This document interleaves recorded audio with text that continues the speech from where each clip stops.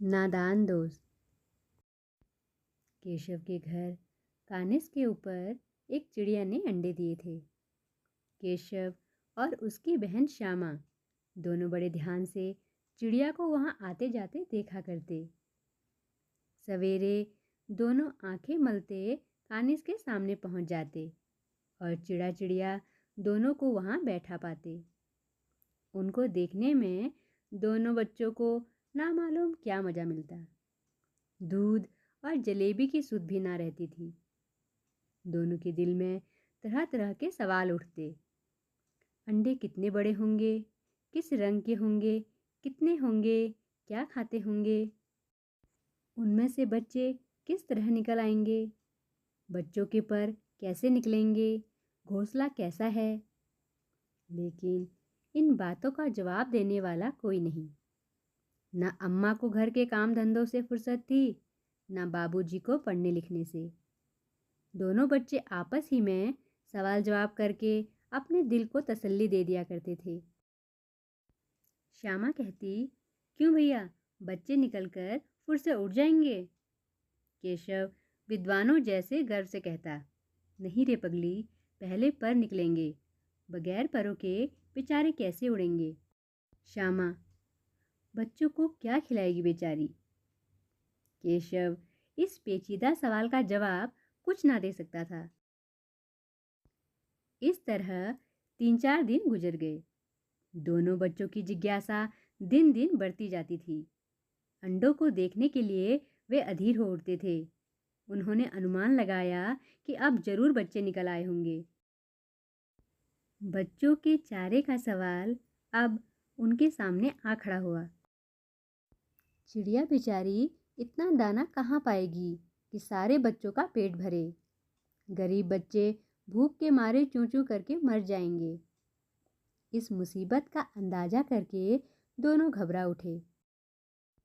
दोनों ने फैसला किया कि कानिस पर थोड़ा थोड़ा सा दाना रख दिया जाए।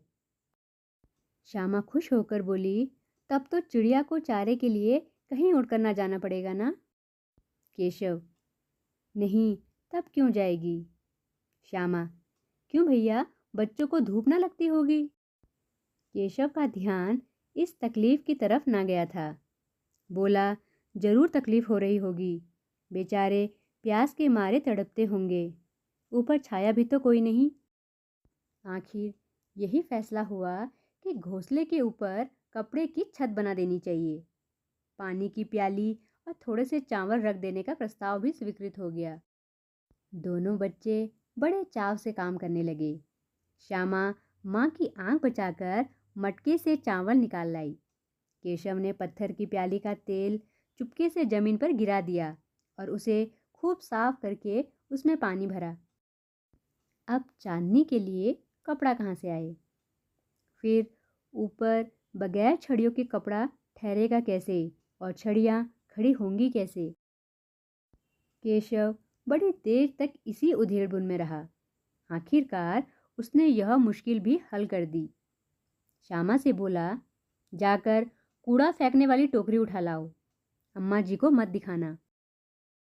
श्यामा, वह तो बीच से फटी हुई है, उसमें से धूप ना जाएगी। केशव ने झुंझलाकर कहा, तू टोकरी तो ला, मैं उसका सुराग बंद करने की कोई हिकमत निकालूंगा। श्यामा दौड़कर टोकरी उठा लाई। केशव ने उसके सुराख में थोड़ा सा कागज ठूंस दिया और तब टोकरी को एक टहनी से टिकाकर बोला, देख, ऐसे ही घोंसले पर उसकी आड़ कर दूंगा, तब कैसे धूप जाएगी। श्यामा ने दिल में सोचा, भैया कितने चालाक हैं। गर्मी के दिन थे, बाबूजी दफ्तर गए हुए थे। अम्मा दोनों बच्चों को कमरे में सुलाकर खुद सो गई थी। लेकिन बच्चों की आंखों में आज नींद कहाँ। अम्मा जी को बहलाने के लिए दोनों दम रोके आंखें बंद किए मौके का इंतजार कर रहे थे। जो ही मालूम हुआ कि अम्मा जी अच्छी तरह से सो गई, दोनों चुपके से उठे और बहुत धीरे से दरवाजे की सिटकनी खोलकर बाहर निकल आए। अंडों की हिफाजत की तैयारियां होने लगी। केशव कमरे से एक स्टूल उठा लाया, लेकिन जब उससे काम न चला तो नहाने की चौकी लाकर स्टूल के नीचे रखी और डरते डरते स्टूल पर चढ़ा। श्यामा दोनों हाथों से स्टूल पकड़े हुई थी। स्टूल चारों टांगे बराबर ना होने के कारण जिस तरफ ज़्यादा दबाव पाता था, जरा सा हिल जाता था। उस वक्त केशव को कितनी तकलीफ उठानी पड़ती थी, यह उसी का दिल जानता था। दोनों हाथों से कानिस पकड़ लेता और श्यामा को दबी आवाज़ से डांटता, अच्छी तरह पकड़। दोनों हाथों से कानिस पकड़ लेता और श्यामा को दबी आवाज़ से डांटता, अच्छी तरह पकड़ वरना उतरकर बहुत मारूंगा। मगर बेचारी श्यामा का दिल तो ऊपर कानिस पर था। बार बार उसका ध्यान उधर चला जाता और हाथ ढीले पड़ जाते। केशव ने ज्यों ही कानिस पर हाथ रखा, दोनों चिड़िया उड़ गई। केशव ने देखा कानिस पर थोड़े तिनके बिछे हुए हैं और उन पर 3 अंडे पड़े हैं। जैसे घोंसले उसने पेड़ों पर देखे थे, वैसा कोई घोंसला नहीं है। श्यामा ने नीचे से पूछा, के बच्चे हैं भैया? केशव, 3 अंडे हैं, अभी बच्चे नहीं निकले। श्यामा, जरा हमें दिखा दो भैया, कितने बड़े हैं? केशव, दिखा दूंगा, पहले जरा चिथड़े ले आ, नीचे बिछा दूं, बेचारे अंडे तिनकों पर पड़े हैं। श्यामा दौड़कर अपनी पुरानी धोती फाड़कर एक टुकड़ा लाई। केशव ने झुककर कपड़ा ले लिया। उसकी कई तह करके उसने एक गद्दी बनाई और उसे तिनकों पर बिछाकर 3 अंडे धीरे से उस पर रख दिए। श्यामा ने फिर कहा, हमको भी दिखा दो भैया। केशव, दिखा दूंगा, पहले जरा वह टोकरी तो दे दो, ऊपर छाया कर दूं। श्यामा ने टोकरी नीचे से थमा दी और बोली, अब तुम उतर जाओ, मैं भी तो देखूं। केशव ने टोकरी को एक टहनी से टिकाकर कहा, जा दाना और पानी की प्याली ले आ, मैं उतर आऊं तो तुझे दिखा दूंगा। श्यामा प्याली और चावल भी ले आई। केशव ने टोकरी के नीचे दोनों चीज़ें रख दी और आहिस्ता से उतर आया। श्यामा ने गिड़गिड़ाकर कहा, अब हमको भी चढ़ा दो भैया। केशव, तू गिर पड़ेगी। श्यामा, ना गिरूंगी भैया, तुम नीचे से पकड़े रहना। केशव, ना भैया, कहीं तू गिर गिरा पड़ी तो अम्मा जी मेरी चटनी ही कर डालेंगी, कहेंगी कि तूने ही चढ़ाया था। क्या करेगी देखकर? अब अंडे बड़े आराम से हैं, जब बच्चे निकलेंगे तो उनको पालेंगे। दोनों चिड़िया बार बार कानिस पर आती थी और बगैर बैठे ही उड़ जाती थी। केशव ने सोचा, हम लोगों के डर से नहीं बैठती। स्टूल उठाकर कमरे में रखाया, चौकी जहाँ की थी वहाँ रख दी। श्यामा ने आंखों में आंसू भरकर कहा, तुमने मुझे नहीं दिखाया, मैं अम्मा जी से कह दूंगी। केशव, अम्मा जी से कहेगी तो बहुत मारूंगा, कहे देता हूँ। श्यामा, तो तुमने मुझे दिखाया क्यों नहीं? केशव, और गिर पड़ती तो 4 सर ना हो जाते?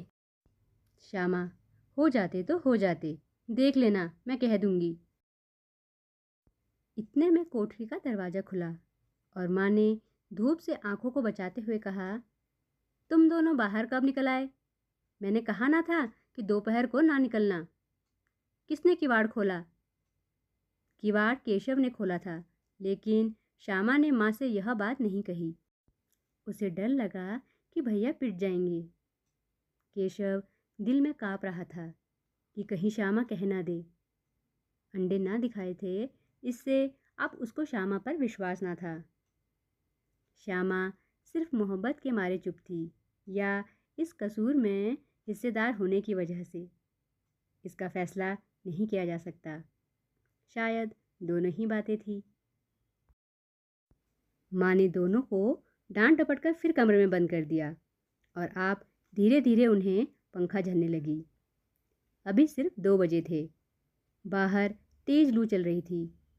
अब दोनों बच्चों को नींद आ गई थी। 4 बजे यकायक श्यामा की नींद खुली। किवाड़ खुले हुए थे। वह दौड़ी हुई कानिस के पास आई और ऊपर की तरफ ताकने लगी।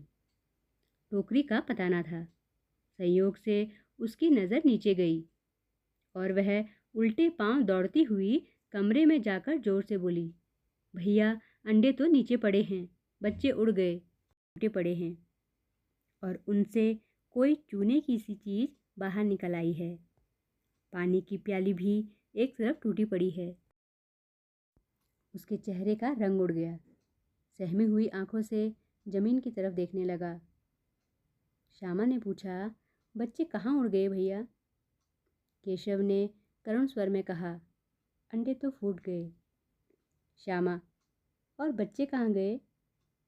केशव, तेरे सर में, देखती नहीं है? अंडों में से उजला उजला पानी निकल आया है। वही तो 2-4 दिनों में बच्चे बन जाते। माँ ने सोटी हाथ में लिए हुए पूछा, तुम दोनों वहाँ धूप में क्या कर रहे हो? श्यामा ने कहा, अम्मा जी, चिड़िया के अंडे टूटे पड़े हैं। माँ ने आकर टूटे हुए अंडों को देखा और गुस्से से बोली, तुम लोगों ने अंडों को छुआ होगा। अब तो श्यामा को भैया पर जरा भी तरस न आया। उसी ने शायद अंडों को इस तरह रख दिया कि वह नीचे गिर पड़े। इसकी उसे सजा मिलनी चाहिए। बोली, इन्होंने अंडों को छेड़ा था अम्मा जी। माँ ने केशव से पूछा, क्यों रे? केशव भीगी बिल्ली बना खड़ा रहा। माँ, तू वहाँ पहुँचा कैसे? श्यामा, चौकी पर स्टूल रखकर चढ़े अम्मा जी। केशव, तू स्टूल थामे नहीं खड़ी थी? श्यामा, तुम्ही ने तो कहा था। माँ, तू इतना बड़ा हुआ, तुझे अभी इतना भी नहीं मालूम कि छूने से चिड़िया के अंडे गंदे हो जाते हैं। चिड़िया फिर उन्हें नहीं सेती। श्यामा ने डरते डरते पूछा, तो क्या चिड़िया ने अंडे गिरा दिए अम्मा जी? माँ, और क्या करती? केशव के सिर इसका पाप पड़ेगा। हाय हाय, 3 जाने ले ली दुष्ट ने। केशव रोनी सूरत बनाकर बोला, मैंने तो सिर्फ अंडों को गद्दी पर रख दिया था अम्मा जी। माँ को हंसी आ गई, मगर केशव को कई दिनों तक अपनी गलती पर अफसोस होता रहा। अंडों की हिफाजत करने के जोग में उसने उनका सत्यानाश कर डाला। इसे याद कर वह कभी कभी रो पड़ता था। दोनों चिड़िया वहाँ फिर न दिखाई दी। नादान दोस्त। नादान दोस्त मुंशी प्रेमचंद द्वारा लिखी गई एक प्रसिद्ध कहानी है, जो बच्चों की मासूमियत और नादानी पर आधारित है। कहानी में केशव और उसकी बहन श्यामा एक चिड़िया के अंडों को देखकर उनकी देखभाल करने की कोशिश करते हैं। वे अंडों को धूप से बचाने के लिए छाया करने, उन्हें खाने के लिए दाना पानी रखने और आराम के लिए गद्दी बनाने जैसे उपाय करते हैं। हालांकि उनकी ये कोशिशें अनजाने में अंडों को नुकसान पहुंचाती हैं, क्योंकि चिड़िया अंडों को छूने के बाद उन्हें नहीं अपनाती। इस कहानी का सारांश इस प्रकार है। केशव और श्यामा जो अपने घर के कार्निस पर एक चिड़िया के अंडे देखते हैं, वे उनकी देखभाल करने के लिए उत्सुक हो जाते हैं। वे अंडों को धूप से बचाने के लिए एक टोकरी से छत बनाते हैं, उन्हें छूने से बचाने के लिए गद्दी रखते हैं और उन्हें खाने के लिए दाना पानी भी रखते हैं। लेकिन उनकी इन कोशिशों से चिड़िया के अंडे खराब हो जाते हैं, क्योंकि चिड़िया अंडों को छूने के बाद उन्हें नहीं अपनाती। जब माँ को इस बारे में पता चलता है तो वह उन्हें बताती है कि मनुष्यों के छूने से अंडे गंदे हो जाते हैं और चिड़िया उन्हें छोड़ देती है। इस घटना से केशव और श्यामा को बहुत दुख होता है और उन्हें अपनी नादानी का एहसास होता है। नादान दोस्त कहानी से हमें यह शिक्षा मिलती है कि कोई भी काम करने से पहले उसके सही तरीके का ज्ञान होना बहुत ज़रूरी है, क्योंकि बिना सोचे समझे या ना समझी में किया गया मदद का काम भी कभी कभी नुकसानदेह भी हो सकता है और अनजाने में बड़ी मुसीबत का कारण बन सकता है। इस कहानी से हमें यह भी शिक्षा मिलती है कि मनुष्य को जीव जंतुओं के जीवन में ज़्यादा हस्तक्षेप नहीं करना चाहिए और उन्हें अपना जीवन स्वतंत्रता से जीने देना चाहिए। आज की यह कहानी आपको पसंद आई हो तो प्लीज़ चैनल को लाइक, शेयर और सब्सक्राइब करना ना भूलें। Thanks for watching.